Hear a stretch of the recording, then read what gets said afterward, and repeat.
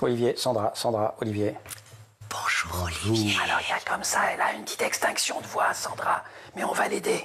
Alors on va parler aujourd'hui de la Chandeleur. C'est fait la Chandeleur, c'était le 2 février, c'est la journée de la crêpe, mais en fait finalement tout le monde prend prétexte de cette Chandeleur pour faire des crêpes pendant tout le mois de février. Et donc vous, Sandra, notre diététicienne et nutritionniste, vous allez nous faire un petit point là-dessus parce qu'on va pas se mentir, on va encore en manger. Un petit peu d'histoire, si vous voulez, je vous le double. Alors, je peux essayer de donner de la force à cette chronique. La Chandeleur, c'est la fête de la lumière. Ouais, les chandelles. Pourquoi? La fête de la chandelle, Candlemas en anglais, parce que tout simplement, il y a un symbolisme. La crêpe, c'est rond, c'est une forme ronde, c'est légèrement doré, comme le soleil, comme la lumière, donc ça permet la promesse de jours meilleurs quand on mange des crêpes.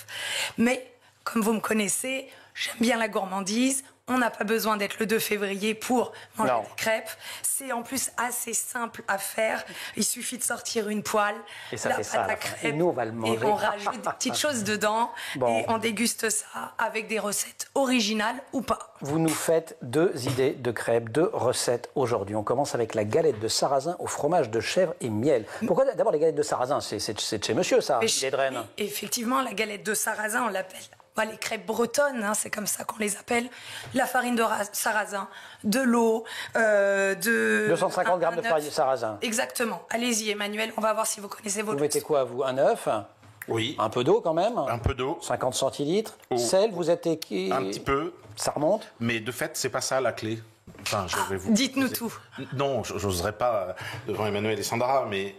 Objectivement, ce qu'il faut comprendre, c'est que, et là je ne fais pas de publicité pour toutes les crêperies qui sont rue Saint-Melaine à Rennes, mais moi ce que j'ai appris... Rue Saint-Melaine à Rennes. Oui, c'est ça. Voilà, je les embrasse très fort. Oui, c'est ça. Non, sérieusement, la clé de tout ça, c'est le beurre. Mais demi-sel, parce que le reste, pour nous, autres Bretons, le beurre doux, c'est de l'huile. Et donc ça veut dire quoi? Ça veut dire que vous mettez du beurre pendant la pâte, pendant la cuisson. Surtout après, c'est sérieux, c'est sérieux. C'est vraiment important. Alors je souris. C'est blasphème, sinon. Oui. Alors je vais faire un blasphème. Effectivement, je n'ai pas parlé de beurre. On a parlé fromage frais, et oui. Miel, noix concassée. Oui, parce qu'en fait, une fois que la pâte est faite, moi je ne parle même pas de beurre, mais je suis d'accord, cher Breton et cher tout le monde qui aime les crêpes de sarrasin, qu'un peu de beurre demi-sel, c'est plutôt sympa, ou un beurre salé, carrément.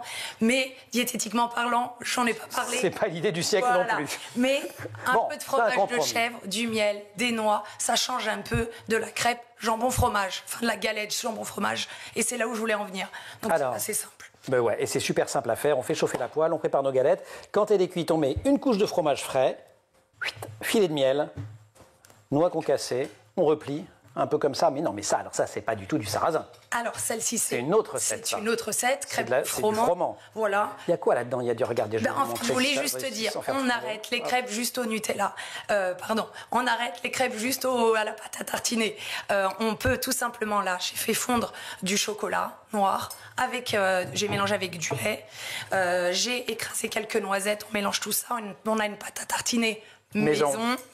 Et histoire d'apporter quelques fibres, un peu de croquant pour les enfants, pour vous les adultes. On va ouvrir. J'ai mis, moi, des morceaux de pommes, mais ça aurait pu être des morceaux de bananes. Allez, j'ai entrouvert comme ça. Ça aurait pu être des fraises si on n'était pas au mois de février. Des bananes. Voilà, et ça permet d'avoir quelque chose de gourmand et de différent avec autre chose que la fameuse pâte à tartiner ou une simple confiture. Et pourquoi pas un peu de cacao, j'aurais pu rajouter pour faire un petit quelque chose. Ça fait joli en plus. De différent. Bon, on va pas vous torturer plus que ça. Merci d'avoir assuré cette chronique. Malgré cette voix un petit peu... On était obligés, là, parce qu'il va falloir déguster. C'était quand même jour de crêpes, il va falloir qu'on déguste. On peut saupoudrer effectivement de cacao, tout ça. Merci mille fois, chère Sandra. Merci. Bon courage. Du miel, plein de miel. Oui. Et puis un petit peu de beurre salé dessus. D'accord? Quoi qu'il arrive. Olivier, merci aussi de nous avoir accompagnés, y compris avec vos excellentes conseils culinaires. Merci. Dont je ne sais pas à quel point ils sont diététiques, mais on a quand même une diététicienne nutritionniste qui, ici présente, qui dit, voilà. Qu'il faut savoir se faire plaisir. Il faut savoir se faire plaisir dans la vie. D'accord. Voilà. Après, tout est question de... Quantité. De quantité. Mission Impossible, l'école méritocratique, c'est aux presses universitaires de Rennes et c'est la collection Épure. Merci donc à tous les deux. Merci aussi à toute l'équipe de l'émission. Laure Audemont au maquillage, Marine Plantec et Dylan Coller à la préparation de l'émission qui sont en régie aujourd'hui avec au son Héloïse Mérin et à la réalisation Xavier Sanchez. Vous restez sur School TV. Nous, on va déguster des crêpes et vous nous retrouvez nous en permanence aussi sur Internet, sur les réseaux sociaux et dans les crêperies de la rue Sainte-Melaine. Salut.